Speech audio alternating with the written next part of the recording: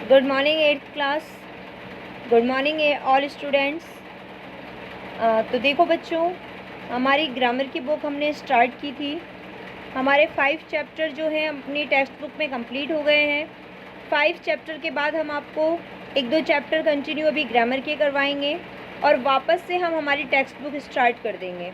तो हमारे 2 चैप्टर जो थे एंटोनियम और सिनोनियम वो हमने कंप्लीट कर लिए हैं एंड होप दैट आप लोगों ने अपना वर्क सही से अपनी नोटबुक में किया होगा और साथ में उन्हें लर्न भी किया होगा, क्योंकि एग्ज़ाम्स के टाइम पर अगर आप कंटिन्यू अभी नहीं करेंगे तो एग्ज़ाम्स के टाइम पर आपको जो है वो काफ़ी सारी प्रॉब्लम आएगी और आपका सिलेबस कंप्लीट नहीं हो पाएगा। तो देखो बच्चों, आज हम हमारे ग्रामर का जो 3rd चैप्टर है जो है होमोफोन्स, उसे हम स्टार्ट करेंगे। तो सबसे पहले तो हम होमोफोन्स के बारे में जान लेते हैं। होमोफोन्स वह शब्द होते हैं जिनका जो प्रोनंसिएशन है, मतलब उच्चारण, जिनका प्रोनंसिएशन तो एक समान होता है। मतलब होमोफोन से मतलब है ऐसे दो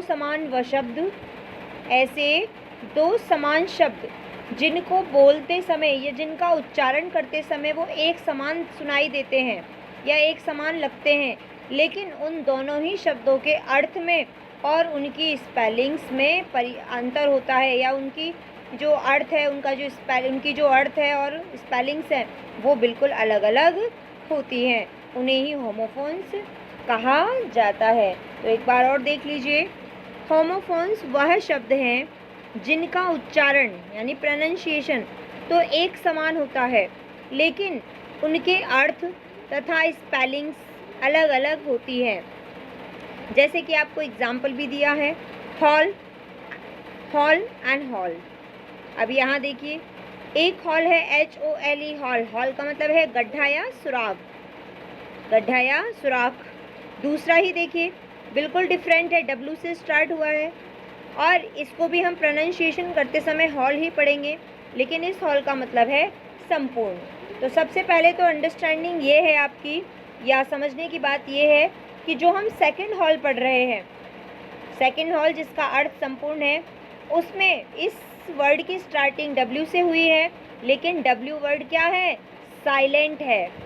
W वर्ड साइलेंट है, इसीलिए इस शब्द के उच्चारण को हम H से ही पढ़ेंगे। इसीलिए दोनों ही शब्दों को पढ़ते समय तो ये एक जैसे लग रहे हैं, लेकिन इनकी स्पेलिंग्स में और इनके अर्थ में पूरी तरीके से भिन्नता है। ऐसा ही देखिए, एक और आपको बता देती हूँ मैं, एक्सेप्ट और एक्सेप्ट। एक एक्सेप्ट का मतलब है स्वीकार करना और एक एक्सेप्ट का मतलब है सिवाय। यानी कि अगर देखा जाए तो पढ़ने में दोनों ही एक्सेप्ट हैं, लेकिन इनके अर्थ बिल्कुल अलग हैं और इनकी स्पेलिंग्स भी, जैसा कि आप देख रहे हैं, ये पूरी तरीके से बिल्कुल डिफरेंट है। एक एग्जाम्पल्स भी आपको दिए हैं। एक्सेप्ट का दिया है, जैसे ही एक्सेप्टेड माई प्रेजेंट्स, उसने मेरे द्वारा दिए गए तोहफों को जो है वो स्वीकार कर लिया था। अगला है एक्सेप्ट का, every student except Suresh passed the examination, यानी कि कक्षा में सुरेश को छोड़कर सारे बच्चों ने अपने एग्जामिनेशन को पास कर लिया है, कि सिवाय सुरेश के हर बच्चे ने एग्जामिनेशन को पास कर लिया है। एक और हम समझ लेते हैं, उसके बाद आपको पिक्स भेजेंगे इनके। इन पिक्स के आधार पर जो है आप अपनी कॉपी में इस सारे वर्क को करेंगे और करने के बाद इन्हें जो है इनके अंतर के साथ साथ यानी मीनिंग्स के साथ साथ एग्जाम्पल से आपको याद करने की ज़्यादा ज़रूरत नहीं पड़ती है, लेकिन फिर भी आप बनाना जानते हैं तो बहुत अच्छी बात है। नहीं जानते हैं तो कोशिश कीजिए, क्योंकि कई बार एग्ज़ाम में जो है वो आपको एक एग्जाम्पल लिखने के लिए भी कह देते हैं, लेकिन सबसे ज़्यादा ज़रूरी है आप इनके अर्थ को और इनके मीनिंग्स को जानें। तो देखिए, सेकंड एग्जाम्पल है हमारे पास अल्टार। आप देखिए, एक अल्टार का मतलब होता है वेदी यानी कि यज्ञ। जब पूजा पाठ में जो यज्ञ करवाए जाते हैं उसे अल्टार कहा जाता है। और दूसरा है, इसको भी आप अल्टर पढ़ रहे हैं, लेकिन इसका अर्थ है बदलना। इसका अर्थ क्या होता है?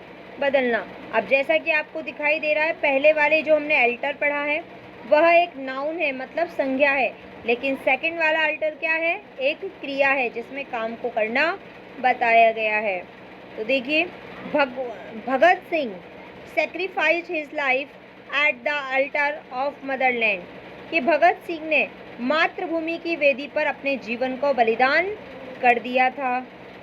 और दूसरा देखिए, you should alter your way and speaking, आपको अपने बोलने का तरीका बदलना चाहिए। You should alter your way of speaking. तो दोनों में डिफरेंस आपने देख लिया। अब ये देखो, आपको ये वाला चैप्टर जो है इसके पिक्स भेजे जाएंगे, उन पिक्स के आधार पर आप उसे अपनी कॉपी में कर उन्हें आप सही से लर्न कर लेना।